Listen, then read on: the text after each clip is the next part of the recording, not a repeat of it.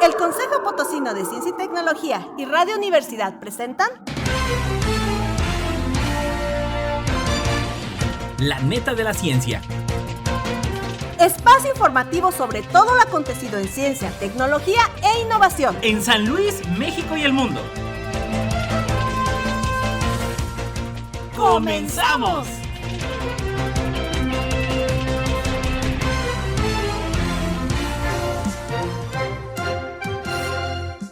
¿Qué tal? ¿Cómo le va? Bienvenidos a La Neta de la Ciencia. Y bueno, pues ya lo sabes, sigan nuestra transmisión a través del Twitter, Instagram y YouTube en @Coposit y también en el Facebook como Consejo Potosino de Ciencia y Tecnología. Gracias a quienes nos reciben a través del 88.5 de FM y el 1190 de AM. Saludando a Lalo Carrillo en los controles y sin más, vámonos con los titulares.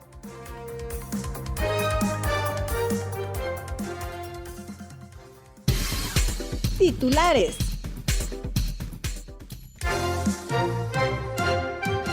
Los cerebros de los perros sintonizan mejor cuando les hablan mujeres. El ser humano parece impulsar el declive de los insectos en Europa. La India logra aterrizar en el polo sur de la Luna. Primera secuencia completa del cromosoma Y humano. Detecta desde la Tierra una misteriosa mancha oscura en Neptuno. Rápido aumento del riesgo de mortalidad relacionado con el calor. El Hawk ayuda a describir la luz más energética del Sol. Nuevos análisis químicos de los calcos de Pompeya confirman las muertes por asfixia. El mantenimiento del radiotelescopio chino FAST, el mayor del mundo, será realizado por robots. Nuestro sesgo cultural reduce la atención científica que da a miles de especies. Rusia pierde la carrera espacial al estrellarse su nave contra la Luna.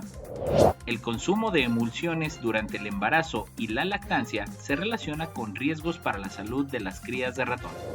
El carguero ruso Progress MS-24 atraca en la Estación Espacial Internacional. Usan pozos de café para producir un hormigón más resistente. El agujero negro en el centro de la Vía Láctea despertó hace 200 años, revela telescopio XP. Científicos chinos logran sintetizar azúcar a partir de CO2. Grietas en antiguo lodo marciano sorprenden a equipo de Curiosity. Geotermia, nueva tecnología para extraer calor. ¿Por qué la NASA no quiere identificar especies de fitoplancton desde el espacio? ¿Qué contienen las aguas residuales de la planta nuclear de Fukushima que Japón comenzó a verter en el océano? Noticias internacionales. Los cerebros de los perros sintonizan mejor cuando les hablan mujeres. Por Europa Press. Los perros muestran una mayor sensibilidad cerebral al discurso dirigido a ellos que al discurso dirigido a adultos, especialmente si lo hablan mujeres, según un nuevo estudio en Communications Biology. Al realizar un estudio de resonancia magnética funcional en perros entrenados, investigadores húngaros de la Universidad Eötvös Loránd revelaron interesantes similitudes entre los cerebros de bebés y perros durante el procesamiento del habla con prosodia exagerada. Cuando nos comunicamos con destinatarios que tienen competencia lingüística limitada, es decir, como bebés y perros, para captar y mantener su atención, hablamos con un estilo de habla específico caracterizado por una prosodia exagerada. El habla dirigida a los bebés es muy importante ya que le ayuda al desarrollo cognitivo, social y del lenguaje saludable de los niños.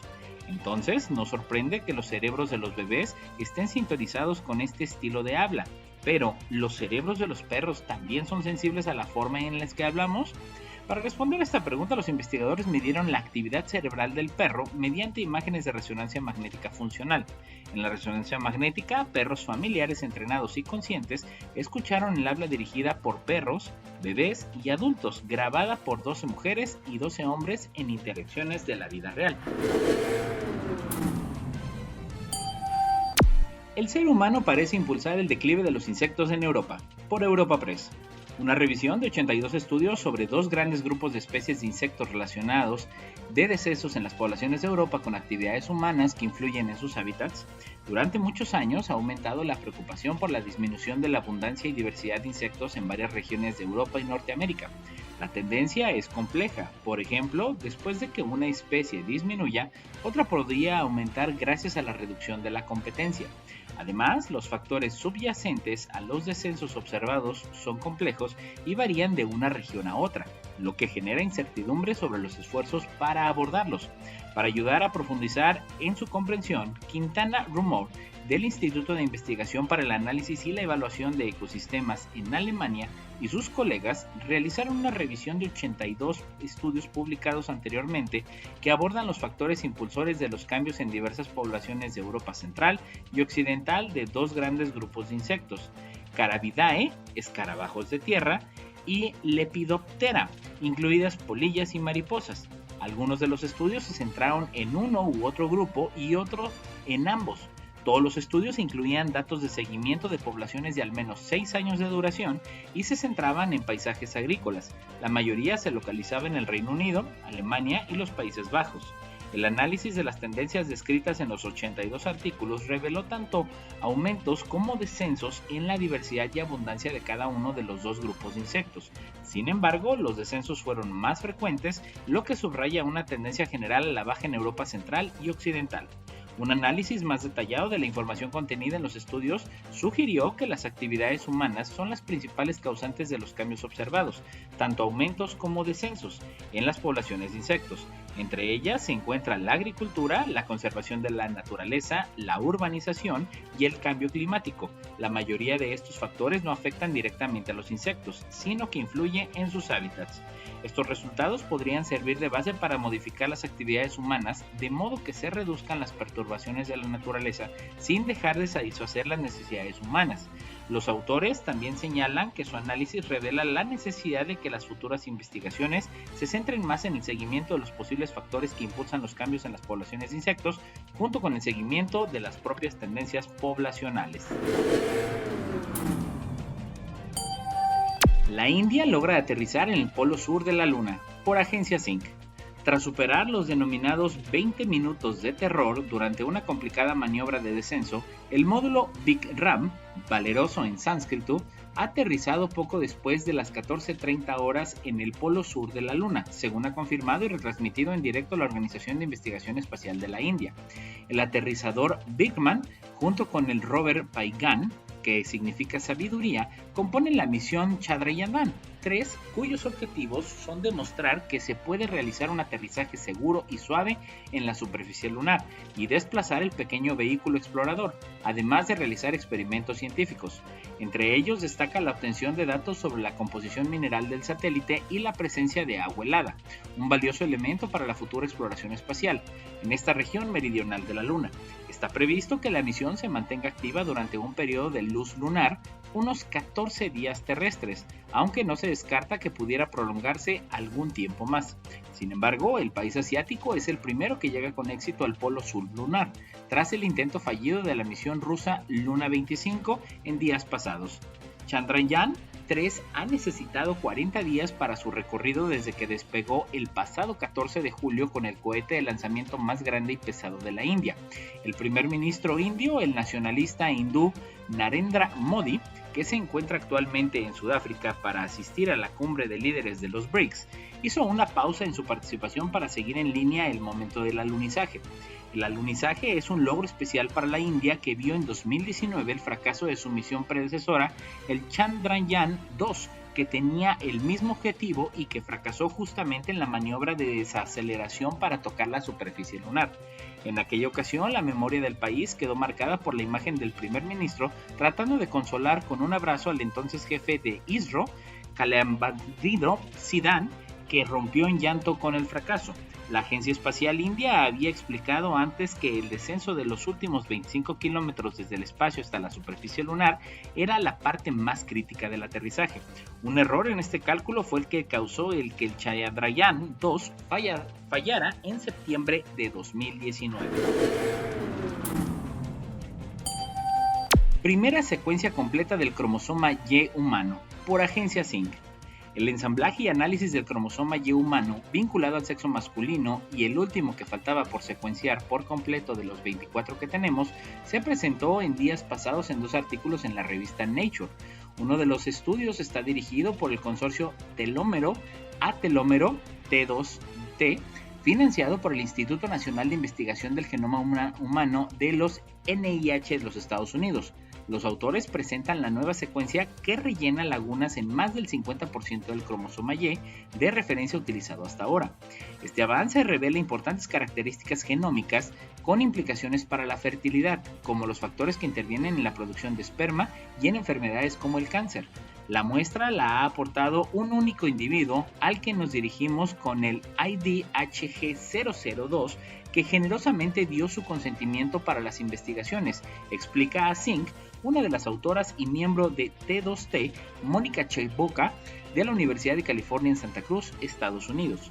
Además de añadir más de 30 millones de pares de bases de cromosoma de referencia, se presentan estructuras completas de varias familias de genes que identifican 41 nuevocodificaciones de proteínas. Los resultados también corrigen suposiciones sobre la microbioma, revelando secuencias del cromosoma Y humano previamente desconocidas que se habían asignado erróneamente como bacterianas. Cuando la comunidad científica completó la primera secuencia del genoma humano hace 20 años, quedaron lagunas en las secuencias de los 24 cromosomas, pero a diferencia de los pequeños vacíos esparcidos por el resto de la secuencia del genoma, completadas por el consorcio T2T el año pasado, más de la mitad de la secuencia del cromosoma Y seguía siendo un misterio. Todos los cromosomas tienen algunas regiones repetitivas. Si el Y es inusualmente repetitivo, lo que hace que su secuencia fuera muy difícil de completar, ensamblar los datos de secuenciación es otro intentar leer un libro largo cortado en tiras. Si todas las líneas del libro son únicas y diferentes, es más fácil determinar el orden en el que van. Pero si la misma frase se repite miles o millones de veces, el orden original de las tiras es mucho menos claro. Aunque todos los cromosomas humanos tienen repeticiones, unos 30 millones de letras de cromosoma Y son secuencias repetitivas. Es como si se repitieran las mismas frases durante la mitad de la longitud del libro. Para abordar este reto, el consorcio T2T aplicó nuevas tecnologías de secuenciación de ADN y métodos avanzados de ensamblaje de secuencias. La secuencia completa del cromosoma Y también muestra características importantes de regiones de interés médico, como el llamado factor de azoospermia, un tramo de ADN que contiene varios genes que intervienen en la producción del esperma. El nuevo trabajo aporta, por tanto, nuevos conocimientos en el campo de la fertilidad humana. Detectada desde la Tierra una misteriosa mancha oscura en Neptuno, por Agencia Zinc. Las grandes manchas son fenómenos comunes en las atmósferas de los planetas gigantes, como la famosa Gran Mancha Roja de Júpiter, la más icónica. La primera vez que se descubrió una mancha oscura en Neptuno fue en 1989, gracias a las observaciones de la Voyager 2 de la NASA. Esta mancha desapareció unos años más tarde. Desde el primer descubrimiento de una mancha oscura siempre se me ha preguntado ¿qué son estos esquivos fenómenos oscuros de corta duración?, declara Patrick Irwin, profesor de la Universidad de Oxford en el Reino Unido e investigador principal del estudio publicado ahora en Nature Astronomy.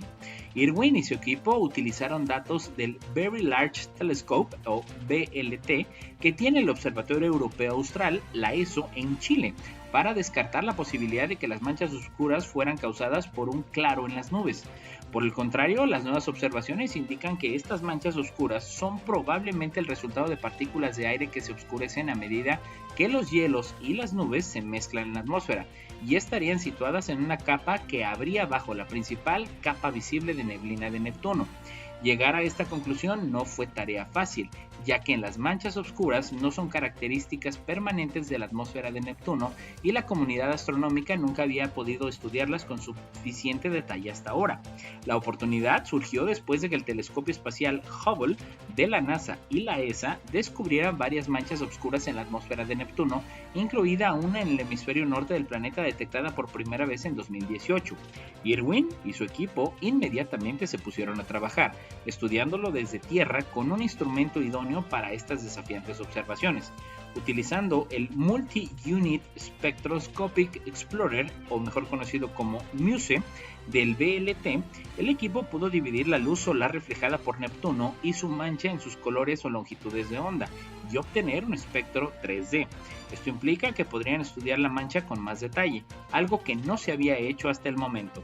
Dado que diferentes longitudes de onda ofrecen información sobre distintas profundidades en la atmósfera de Neptuno, tener un espectro permitió determinar mejor la altura a la que se encuentra la mancha oscura en la atmósfera del planeta. El espectro también proporcionó información sobre la composición química de las diferentes capas de la atmósfera, lo cual dio pistas sobre por qué la mancha parecía oscura.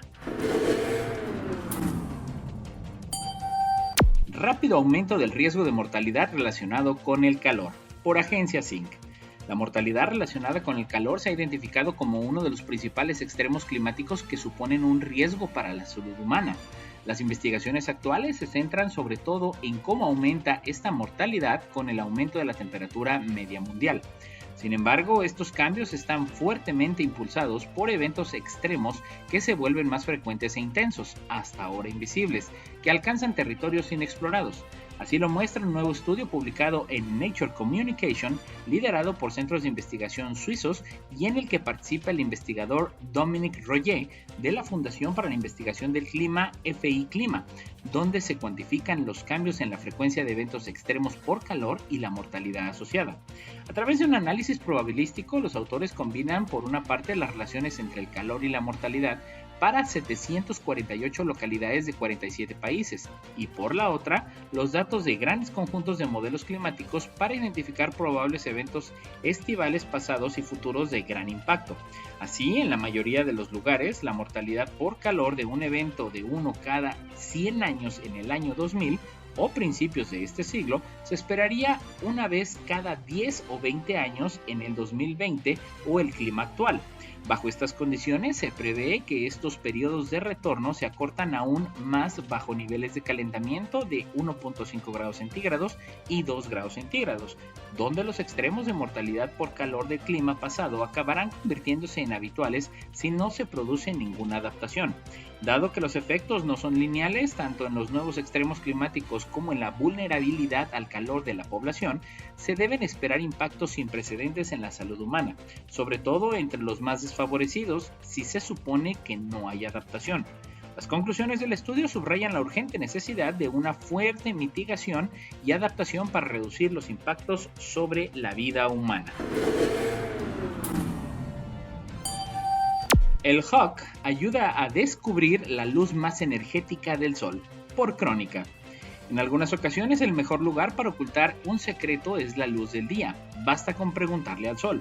Nisa es la autora de correspondencia de un nuevo artículo publicado en la revista Physical Review Letters que detalla el descubrimiento de la luz más alta de energía del Sol.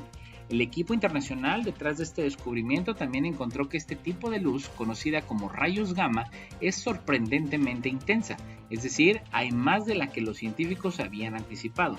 Aunque la luz de alta energía no llega a la superficie de la Tierra, estos rayos gamma dejan señales que fueron encontradas por NISA y sus colaboradores del Observatorio de Luz Cherenkov a gran altura o el Hawk. Financiado por la agencia NSF de los Estados Unidos y por el CONACYT en México, Hawk es una parte importante de esta historia. A diferencia de otros observatorios, Hawk funciona todo el tiempo. Además de funcionar de forma distinta a los telescopios tradicionales, el Hawk luce muy diferente. En lugar de ser un cilindro equipado con lentes, Hawk utiliza un arreglo de 300 grandes tanques de agua, cada uno de los cuales contiene alrededor de 200 toneladas métricas de agua. Este arreglo se encuentra ubicado entre los volcanes inactivos en México a más de 4.000 metros sobre el nivel del mar.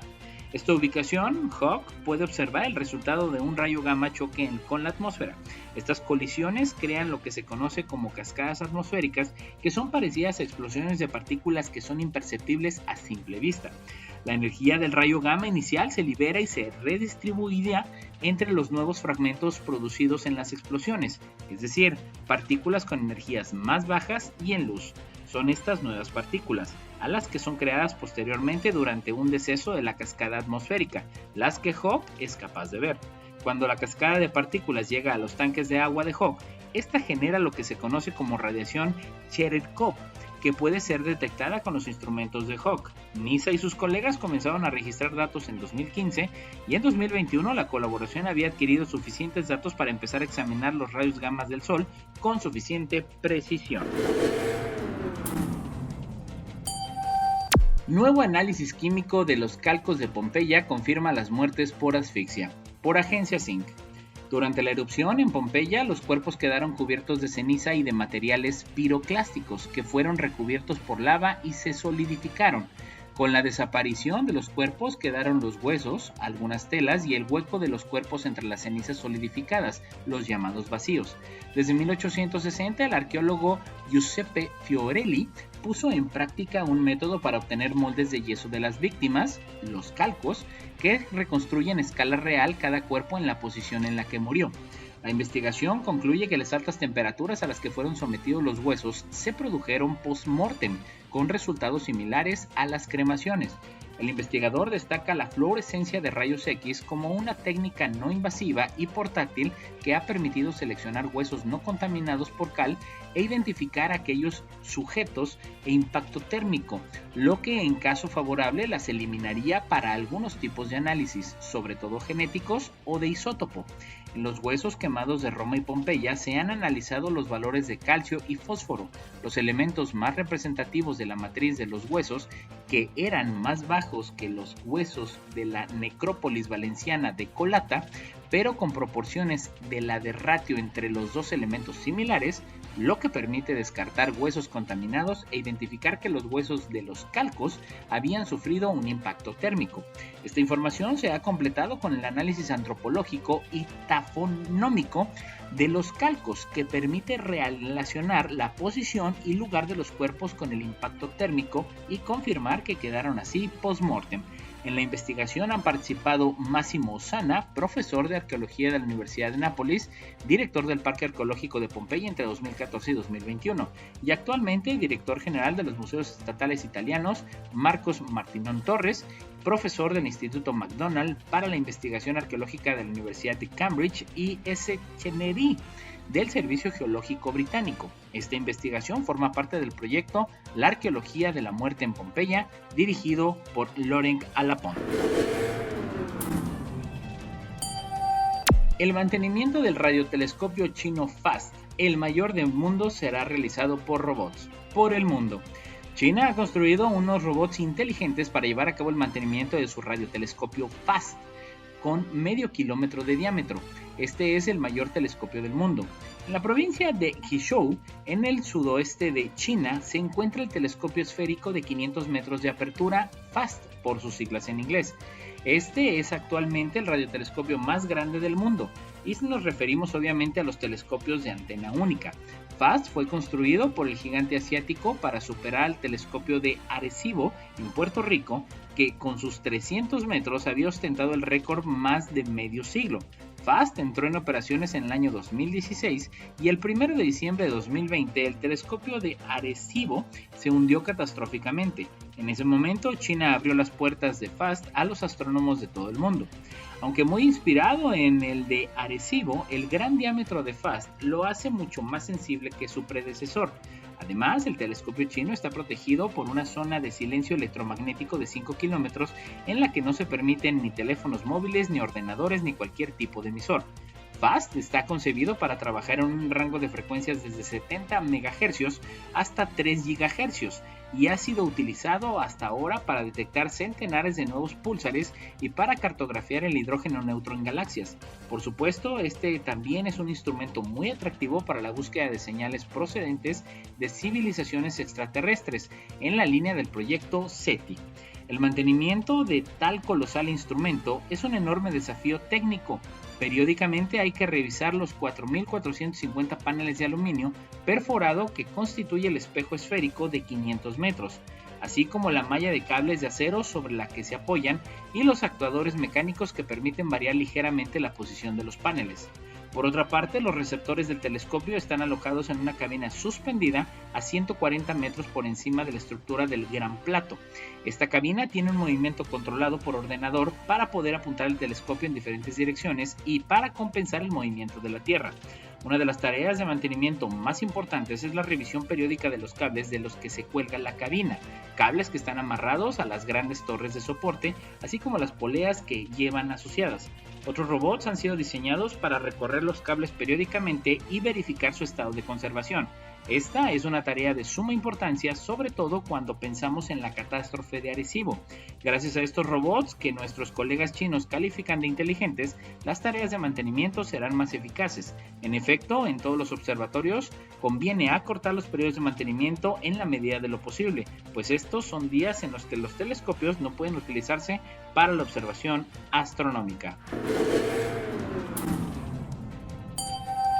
Nuestro sesgo cultural reduce la atención científica que se da a miles de especies. Por Agencia Sync. ¿Qué hace que un equipo de investigación centre sus esfuerzos en un grupo animal u otro? Los motivos de esta elección son difíciles de saber.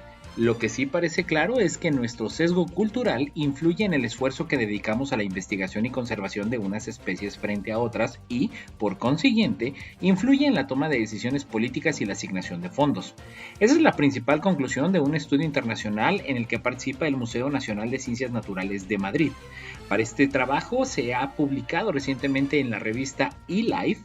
El equipo ha analizado 3.007 especies de eucariotas representantes de distintos grupos del árbol de la vida, incluyendo animales, hongos y plantas.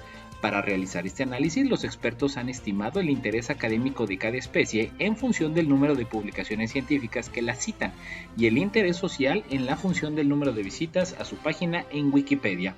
A partir de esos datos han comprobado que factores socioculturales, como el hecho de que una especie sea considerada útil o dañina, si tiene asignado un nombre común o si figura en la lista roja de especies amenazadas de la UICN, que es la Unión Internacional para la Conservación de la Naturaleza, influyen directamente en el interés científico que esa especie genera.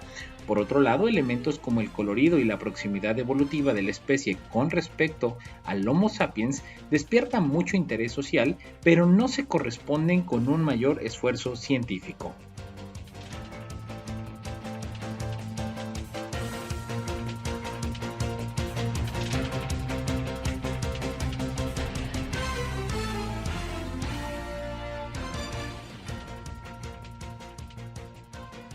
No importa en qué parte del mundo estés, recuerda sintonizarnos en la web radioytelevisión.uaslp.mx.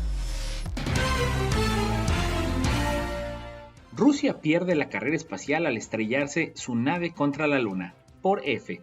El Kremlin, necesitado de buenas noticias, recibió días pasados un duro revés al estrellarse la sonda rusa Luna 25 contra la superficie lunar cuando estaba a punto de convertirse en la primera nave en alunizar en el polo sur del satélite terrestre.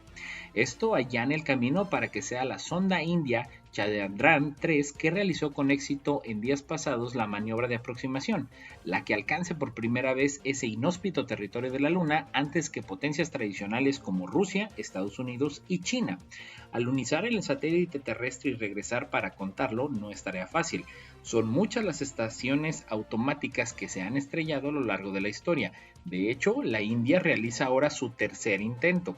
Pero Moscú se las prometía felices cuando en días pasados la Luna 25 alcanzó sin contratiempos la órbita lunar, comenzó a girar alrededor del satélite y a enviar imágenes de su superficie. Roscosmos mantenía invariable la fecha del alunizaje el 21 de agosto. Algo se torció en esos días. La agencia rusa levantó todas las alarmas al informar sobre una situación de emergencia cuando los motores impulsaron a Luna 25 hacia la órbita previa al alunizaje. Los ingenieros rusos en tierra perdieron la comunicación con la estación a las 14:57 del día sábado y nunca pudieron recuperarla. Según los resultados del análisis preliminar, el motivo del accidente fue la desviación de los parámetros reales del impulso previamente calculados. A la Luna 25 solo se le dio tiempo a enviar varias imágenes de la superficie lunar, el cráter Zeeman, de 184 kilómetros de diámetro, realizar algunas mediciones y experimentos científicos y registrar el impacto de un micrometeorito contra la Luna. Después de unos años aciagos para el programa espacial ruso que provocaron una purga en la industria coheteril, el presidente ruso Vladimir Putin presumía en abril de que hacía varios años más de 100 lanzamientos seguidos, que las naves rusas no sufrían accidentes. Roscosmos también quitó hierro a la decisión de la Agencia Espacial Europea, la ESA, de suspender el pasado año tras el comienzo de la guerra en Ucrania la cooperación con el programa lunar ruso. pero las consecuencias están a la vista. Rusia confía en que la sonda fuera la primera en hallar el agua en forma de hielo en cráteres y otros lugares ocultos de la Luna, además de tomar muestras de la superficie, estudiar la capa superior del regolito lunar, desde su relieve hasta su composición y solidez, y también analizar su exósfera. El consumo de emulsionantes durante el embarazo y la lactancia se relaciona con riesgos para la salud de las crías de ratón, por Agencias Inc. Un nuevo estudio en ratones muestra que el consumo de emulsionantes, también llamados emulgentes, durante el embarazo o la lactancia, se asocia a riesgos leves para la salud de las crías. Estas sustancias constituyen un aditivo común en los alimentos ultraprocesados de consumo humano. María Milà Guasch, del Instituto de Investigaciones Biomédicas Augusto Pi Sunyer de Barcelona, España, y sus colegas presentaron en días pasados sus hallazgos en la revista de acceso abierto PLOS Biology. Los emulgentes ayudan a conservar la textura de muchos alimentos ultraprocesados, como algunos helados, panes, mezclas de pasteles, sopas o aliños para ensaladas, entre otros. Investigaciones anteriores habían relacionado el consumo de emulgentes con un mayor riesgo de inflamación intestinal, obesidad y otros problemas de salud. Además, los hábitos nutricionales desequilibrados de las madres embarazadas o lactantes se han relacionado con riesgos para la salud a largo plazo en la descendencia. Sin embargo, no estaban claros los efectos específicos del consumo materno de emulgentes en los hijos. Para ayudar a aclarar estos efectos, los científicos suministraron a ratones de laboratorio agua que contenía dos tipos de emulgentes que suelen encontrarse combinados en la alimentación humana: carbomixelocelulosa y polisorbato 80. Desde antes del embarazo hasta la cría, las hembras de ratón recibieron la concentración máxima de cada emulgente permitida en productos alimentarios humanos por la Organización de las Naciones Unidas para la Agricultura y la Alimentación y la Organización Mundial de la Salud. A modo de comparación, otros ratones recibieron agua sin ningún emulgente. Se descubrió que las crías de ratones que consumían emulgentes presentaban un mayor riesgo de padecer ciertos problemas de salud, como alteraciones metabólicas, cognitivas y psicológicas leves. Estos efectos eran más acusados en las crías macho, pero las crías hembra también mostraban deficiencias. Una combinación de pruebas de expresión génica y de laboratorio sugirieron que el consumo materno de emulgentes perturbaba el desarrollo de circuitos neuronales en el hipotálamo de los hijos, una parte del cerebro que desempeña un papel central en la regulación del metabolismo. Los expertos creen, no obstante, que serán necesarios nuevos análisis para aclarar mejor los efectos en la descendencia del consumo de emulgentes por parte de embarazadas y lactantes. El carguero ruso Progress MS-24 atraca en la Estación Espacial Internacional, por Sputnik. La misión de Progress MS-24 comenzó el 23 de agosto con el lanzamiento del cohete Soyuz 2.1 desde el cosmódromo de Baikonur. En total, la nave pasará 174 días en el espacio. El Progress MS-24 transporta casi 2.5 toneladas de carga a la Estación Espacial Internacional, incluidas más de 1.5 toneladas de equipos y herramientas, 500 kilogramos de combustible para recargar la estación, 420 kilogramos de agua potable y 40 kilogramos de nitrógeno para reponer la atmósfera en la Estación Espacial Internacional. El cargamento incluye además nuevos equipos de investigación diseñados para probar el sistema de predicción de desastres naturales, estudiar las nubes, evaluar el impacto de los vuelos espaciales en la salud humana. La nave traslada nuevos equipos para experimentos con el fin de probar el sistema de predicción de los desastres naturales. Usan pozos de café para producir un hormigón más resistente, por DW.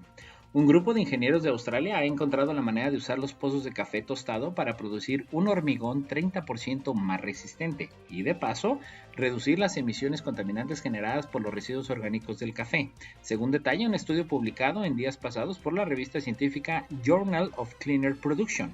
En concreto, los investigadores de la Universidad Royal Melbourne Institute of Technology, con sede en la ciudad australiana, han logrado crear un hormigón más resistente transformando los pozos de café en biocarbón mediante la pirólisis una técnica de baja energía que consiste en calentar los residuos orgánicos sin oxígeno a una temperatura de 350 grados. En el documento de la universidad se informa que solo en Australia se generan más de 75 millones de kilogramos de residuos de café molido al año, la mayoría de los cuales terminan en los vertederos. A nivel mundial, esa cifra podría llegar a los 10.000 millones de kilogramos. Los investigadores también creen que el uso de este biocarbón podría contribuir a sustituir gran parte de los 50.000 millones de toneladas de la arena natural que la industria de la construcción extrae anualmente de los lechos de los ríos y riberas para fabricar el hormigón. La iniciativa de los ingenieros parece ser todo un éxito. Varios ayuntamientos que luchan contra la eliminación de residuos orgánicos se han interesado por nuestro trabajo. Ya nos han contratado para los próximos proyectos de infraestructura que incorporan formas pirolizadas de distintos residuos orgánicos, concluyó Roy Chant. El agujero negro en el centro de la Vía Láctea despertó hace 200 años, revela el telescopio XP, por ciencia NASA. Sagitario A, el agujero negro supermasivo en el centro de la Vía Láctea, es mucho menos luminoso que otros agujeros negros en el centro de las galaxias que podemos observar, lo que significa que el agujero negro central de nuestra galaxia no ha estado devorando activamente material a su alrededor. Sin embargo, nueva evidencia obtenida por el telescopio explorador de polimetría de imágenes de rayos X, XP, por sus siglas en inglés, de la NASA, sugiere que el antiguo gigante dormido despertó recientemente, hace unos 200 años, para devorar gas y otros desechos cósmicos que estaban a su alcance. Sagitario A se encuentra a más de 25.000 años luz de la Tierra y es nuestro agujero negro supermasivo más cercano, con una masa estimada de millones de veces la de nuestro Sol. El agujero negro de Sagitario A, o SGRA, por las siglas que suelen emplear los investigadores y se pronuncia Sagitario A asterisco, se encuentra en la constelación de Sagitario en el corazón de la Vía Láctea. Los científicos recurrieron a XP para tener una observación más cercana cuando los investigadores, de manera previa a los rayos X, detectaron emisiones en rayos X relativamente recientes de gigantescas nubes de gases en sus alrededores. Dado que la mayoría de las nubes cósmicas conocidas como nubes moleculares son frías y oscuras, las señales de los rayos X de estas nubes deberían haber sido débiles, en cambio brillaban con intensidad. XP, el cual mide la polarización de la luz de rayos X o la dirección e intensidad promedio del campo eléctrico de las ondas de luz, apuntó a estas nubes moleculares durante los periodos de estudio en febrero y marzo de 2022. Cuando los astrónomos combinaron los datos resultantes con imágenes del Observatorio de Rayos X Chandra de la NASA y las compararon con observaciones de archivo de la misión XMM Newton de la Agencia Espacial Europea, pudieron aislar la señal de rayos X reflejada y descubrir su punto de origen. Al analizar los datos, el equipo descubrió que los rayos X de las nubes moleculares gigantes eran luz reflejada en una erupción intensa y de corta duración, producida en SGRA asterisco o cerca de este, posiblemente ocasionada por el agujero negro que consumió abruptamente el material cercano. Los datos también ayudaron a los investigadores a estimar la luminosidad y duración de la erupción original, lo que sugiere que el fenómeno ocurrió hace unos 200 años terrestres o aproximadamente a principios del siglo XIX. El siguiente objetivo del equipo de investigadores es repetir la observación y reducir las incertidumbres de la medición, dijo Steven Ehlert, científico del proyecto XP en el Centro de Vuelo Espacial Marshall de la NASA en Huntsville, Alabama. XP es una colaboración entre la NASA y la Agencia Espacial Italiana que cuenta con socios colaboradores científicos en 12 países. XP está dirigido por el Centro Marshall Aerospace con sede en Broomfield, Colorado. Gestiona las operaciones de la nave espacial junto con el Laboratorio de Física Atmosférica y Espacial de la Universidad de Colorado en Boulder. Científicos chinos logran sintetizar azúcar a partir de CO2. Por Europa Press. Científicos chinos lograron una síntesis total precisa de azúcar a partir de dióxido de carbono en el laboratorio, lo que supone un paso crucial en la síntesis artificial de azúcar. El azúcar es una importante fuente de energía para el cuerpo humano y una materia prima clave para la fermentación industrial, y se obtiene principalmente extrayéndolo de cultivos como la caña de azúcar. Sin embargo, el método tradicional de extracción está limitado por la eficiencia de conversión de energía de la fotosíntesis de la planta. Además, el proceso de extracción de azúcar se ha visto afectado por un suministro incierto de materias primas debido a la degradación y escasez de tierras, la degradación de los ecosistemas y los desastres climáticos y naturales extremos causados por el calentamiento global. Como resultado, la comunidad científica ha estudiado asiduamente la síntesis artificial de azúcar en los últimos años y científicos de todo el mundo han contribuido en este esfuerzo, informa China Daily. En su última investigación, los científicos chinos ajustaron las altas concentraciones de dióxido de carbono y otros materiales primas en la solución de reacción de acuerdo con ciertas proporciones. Con la ayuda de catalizadores químicos y catalizadores enzimáticos, obtuvieron 4 tipos de azúcares: glucosa, alulosa, taganosa y manosa. El experimento duró aproximadamente 17 horas, mucho menos que el tiempo requerido para los métodos tradicionales de extracción de azúcar, según Yang Xiankang, autor principal del artículo e investigador asociado del Instituto de Taiyuan. La eficiencia de la síntesis de azúcar en este estudio fue de 0.67 gramos por litro por hora, más de 10 veces mayor que los resultados anteriores logrados por científicos de todo el mundo. El estudio, publicado en Chinese Science Bulletin, también logró un control preciso de la síntesis de azúcar artificial, al controlar los diversos efectos catalíticos de diferentes enzimas. Teóricamente se puede sintetizar casi cualquier tipo de azúcar, dijo Yang. La conversión de dióxido de carbono en azúcar se considera un ejemplo de química verde, ya que se llevó a cabo en condiciones normales de temperatura y presión y no produjo ninguna sustancia nociva. Grietas en un antiguo lodo marciano sorprenden al equipo de Curiosity, por Ciencia NASA. Los científicos no están del todo seguros de cómo comenzó la vida en la Tierra, pero una teoría predominante postula que los ciclos constantes de condiciones lluviosas y secas en los suelos ayudaron a formar los complejos componentes químicos básicos que son necesarios para la existencia de la vida microbiana. Esta es la razón por la que el hallazgo de un mosaico de antiguas grietas de barro en un buen estado de conservación es tan emocionante para el equipo de la misión del vehículo explorador Curiosity de la NASA en Marte. Un reciente artículo publicado en la revista científica Nature explica en detalle cómo el patrón hexagonal característico de estas grietas de lodo ofrece la primera evidencia de los ciclos de lluvias y sequías que ocurrieron en el Marte primitivo. Curiosity está ascendiendo de forma gradual por las capas sedimentarias del monte Sharp, el cual se encuentra a 5 kilómetros de altura en el cráter Gale. El rover detectó las grietas de lodo en 2021 después de perforar una muestra de un objetivo de roca apodada Pontours, que fuera hallado dentro de una zona de transición entre una capa rica en arcilla y una más alta que está enriquecida con minerales salados llamados sulfatos. Mientras que los minerales de arcilla generalmente se forman en el agua, los sulfatos tienden a formarse a medida que el agua se seca. Los minerales que predominan en cada área reflejan diferentes épocas en la historia del cráter Gale. La zona de transición entre ellas ofrece el registro de un periodo en el que se hicieron frecuentes largos periodos de sequía y lagos y ríos que alguna vez llenaron el cráter que comenzaron a retroceder. A medida que el lodo se seca, se encoge y se fractura en uniones en forma de T, que es lo que Curiosity descubrió anteriormente en Old Shaker, un conjunto de grietas de lodo más abajo en el monte Sharp.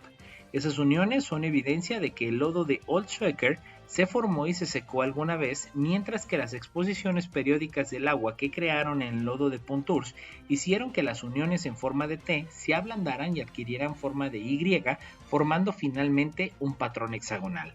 Las grietas hexagonales en la zona de transición siguieron formándose incluso a medida que se depositaba nuevo sedimento, lo que indica que las condiciones de lluvia y sequías continuaron durante largos periodos de tiempo. ChemCam, el instrumento láser de precisión de Curiosity, confirmó la existencia de una resistente corteza de sulfato a lo largo de los bordes de las grietas, lo que no es demasiado sorprendente dada la proximidad a la que se encuentra la región de sulfatos. La corteza salada es lo que hizo que las grietas lodo fueran resistentes a la erosión, preservándolas durante miles de millones de años. Curiosity fue construido por el JPL, el cual es administrado por Caltech en Pasadena, California. JPL dirige la misión en nombre de la Dirección de Misiones Científicas de la NASA en Washington. Geotermia, nueva tecnología para extraer calor, por DW. La pequeña ciudad de Hersstreit, cerca de Múnich, está construyendo una planta de energía geotérmica con nueva tecnología de perforación profunda, que permite para extraer calor de la Tierra en muchos lugares del mundo. Se espera que este avance sirva para crear redes de calefacción humana o centrales eléctricas respetuosas con el clima. En Hersstreit, los grandes perforadores excavan a 70 metros de distancia entre sí, a una profundidad de 4.500 metros. El ángulo de perforación cambia a 90 grados. Desde allí los tubos continúan en horizontal otros 3,5 kilómetros. Luego, al final, se conectan de forma de un circuito cerrado, explica Daniel Molk, director local de Eavor, una subsidiaria de la empresa energética canadiense Eavor Technologies. En cada par de orificios se crean 12 circuitos que forman un enorme intercambiador de calor bajo tierra. El agua se bombea a través de las tuberías desde la superficie hacia el subsuelo, donde ésta se calienta, regresa a la superficie en el sistema cerrado y transfiere el calor de una línea de calefacción urbana a través de un intercambiador de calor. Luego, el agua enfriada regresa a los tubos y se calienta nuevamente en la profundidad del suelo.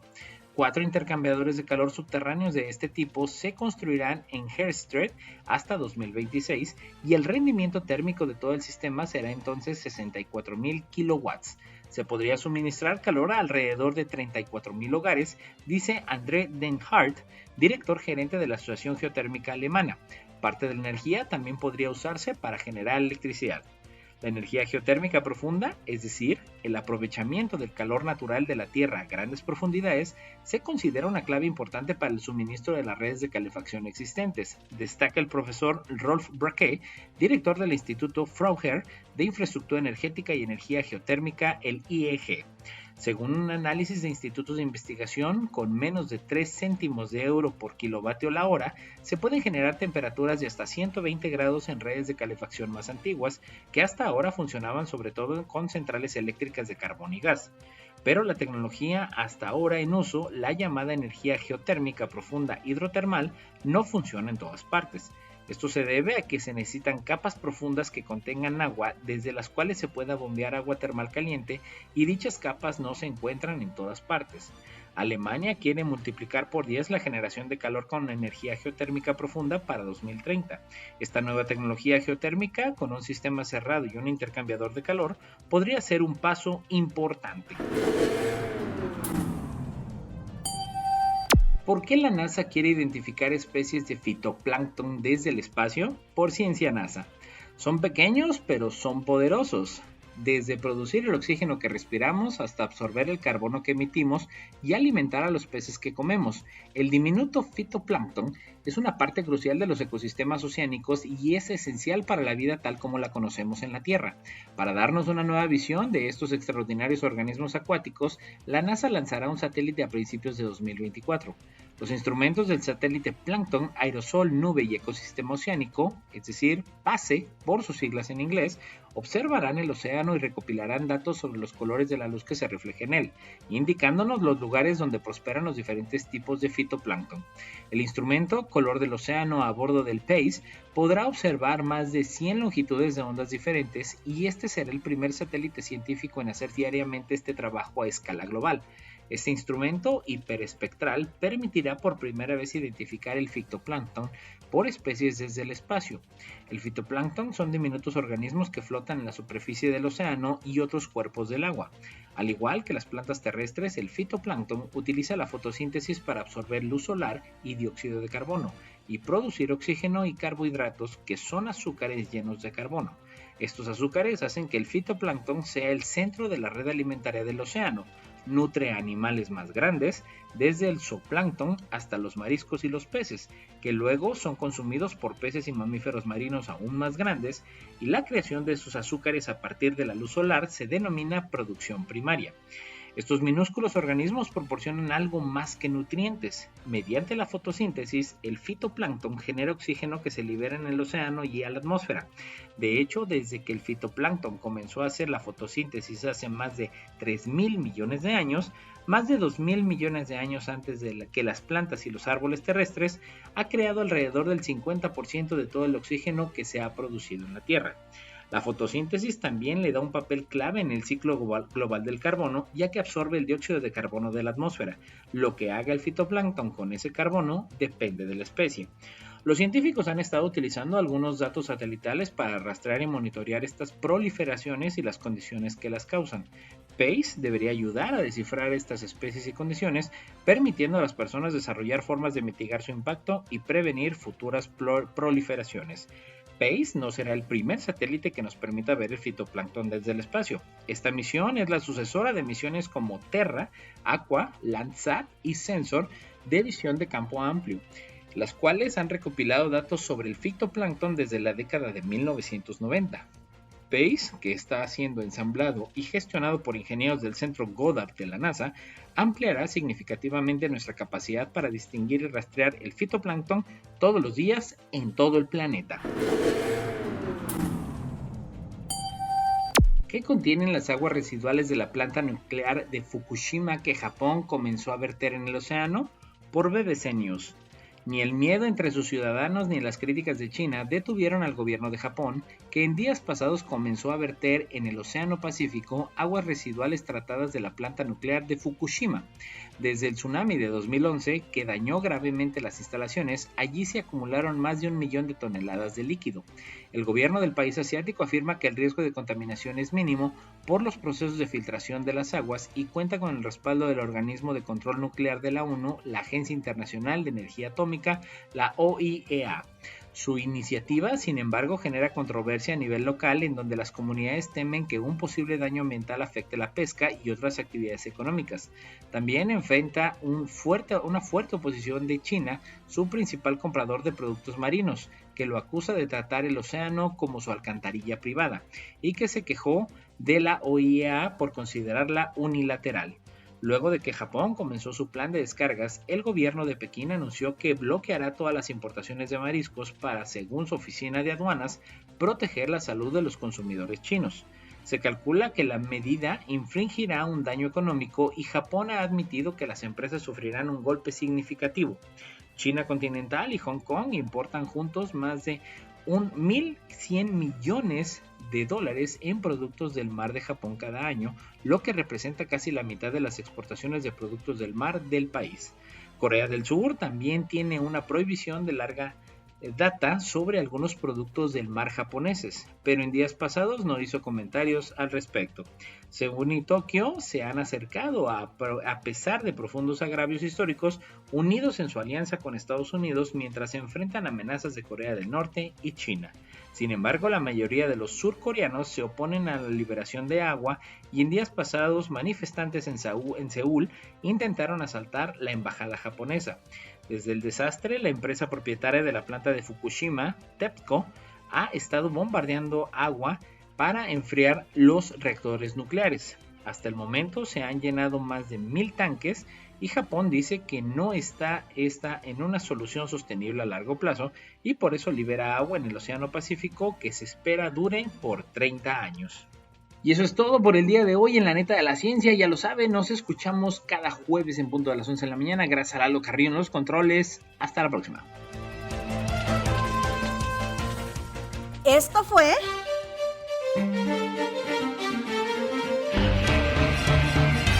La Neta de la Ciencia. Noticiero de Ciencia, Tecnología e Innovación. Presentado por el Consejo Potosino de Ciencia y Tecnología y Radio Universidad.